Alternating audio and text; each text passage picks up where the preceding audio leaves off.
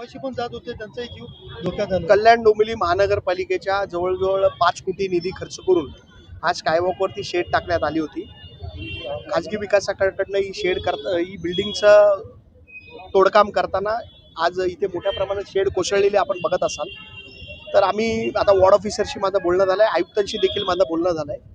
ही shade अतिशय महत्त्वाची होती आणि ही बिल्डिंग तोडताना यावरून मोठ्या प्रमाणात प्रवासी देखील येत असतात. त्यांच्या जीवितच देखील धोका निर्माण झाला होता. त्याचबरोबर या शेडचं जे आज नुकसान झालेलं आहे त्याची नुकसान भरपाई आणि ज्या कॉन्ट्रॅक्टरनी हे तोडकाम केलं आहे, ज्यांनी हे नुकसान केलं आहे त्याच्यावरती गुन्हा दाखल करण्याची मागणी मी आयुक्तांकडे आता केलेली आहे.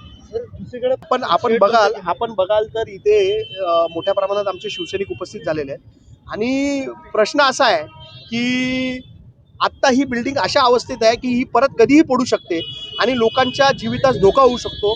कुठलीही बॅरिकेडिंग अजून सुद्धा केलेली नाही. आता मी वॉर्ड ऑफिसरांना इथे बोलवलं आहे आणि तातडीने बॅरिकेडिंग करायला सांगितलेलं आहे. म्हणजे अतिशय हलगर्जीपणाचं हे काम सुरू आहे.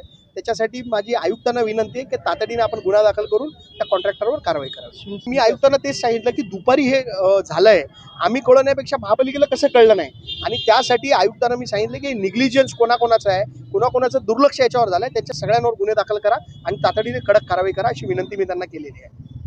कडू बोल वृत्तवाहिनी, सत्याचा कडवट आवाज.